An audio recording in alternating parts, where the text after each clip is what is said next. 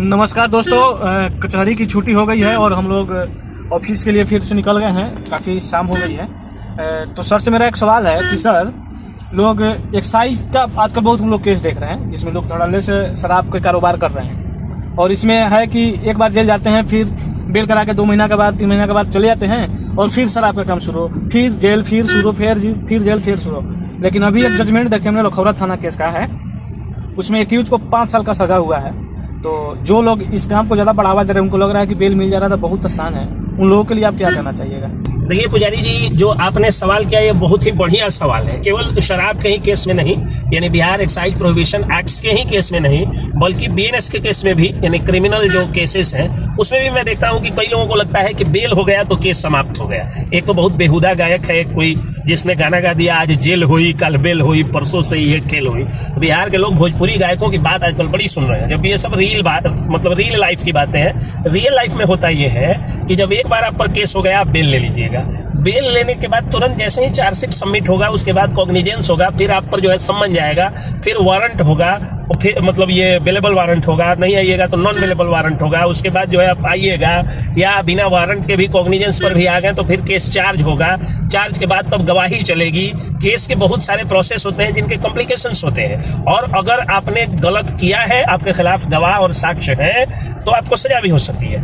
जहां तक excise act का केस है, उसमें थोड़ा सा प्रोसेस जरूर अंतर होता है। जैसे इसमें कन्फेशन होता है, अगर आप पी के गए हैं, बिहार एक्साइज प्रोहिबिशन एक्ट के तहत अगर आप शराब पी करके जेल में गए हैं, जो दोबारा पीने पर जेल होती है, तो उसके बाद जेल से निकलिएगा बेल करा के, फिर आपको कन्फेशन करना होगा, यानी स्वीकार करना होगा कि हाँ मैंने शराब पिया था और आज के बाद शराब नहीं पीऊंगा। तब जाकर के अगले प्रोसेस के लिए आपको छोड़ा जाएगा, प्रोसीड ऑन करने के लिए। तो ये कतई ना समझे कोई भी व्यक्ति कि केवल जो है वो बेल हो गया तो केस समाप्त हो गया। अब कई लोग क्या है कि शराब माफियाओं के कहने के कारण हो, या गांव में जो है वो कुछ अपने मैंने जो बैरिस्टर लोग, हुरतकवा बैरिस्टर लोग होता है लोग, उनके कहने से हो, एक कॉन्सेप्ट हो गया है, एक कॉन्सेप्ट जो है वो बना लिया गया है कि अब की शराब का कारोबार करो, पैसा कमाओ, और उसके बाद जो है वो इतना इतना दिन पर बेल ले लो। तो भैया बेल हो जाएगा तो सारे केस को फिर जो है फेस भी तो करना होगा, और अल्टीमेटली उसमें सजा होती है। सामान्य केसेस में तो संभावना भी होती है कि कल होकर कॉम्प्रोमाइज वगैरह लग जाएगा, लेकिन ये सरकारी केस है, सरकार आपसे कॉम्प्रोमाइज नहीं करने जा रही है, और सरकार के जो वहां पे जो एसएचओ होंगे या केस के आईओ होंगे, वो भी आपसे नहीं समझौता करने जा रहे हैं। तो उसमें सजा हो जाएगी और सारे केस का ट्रायल फेस करना होगा आपको। और मैं फिर कह देता हूं कि जिन लोगों ने भी बेल कराया है, वो बेल के महज 1 महीने के बाद ही आ करके और देख ले, हो सकता है उनका प्रोसेस में लग चुका होगा, और अगर देर करिएगा फिर वारंट होगा, फिर जेल जाना पड़ेगा, और अंत में सजा तक हो जाएगी। इसलिए ये काम नहीं करें। देखिए, बेल जो होता है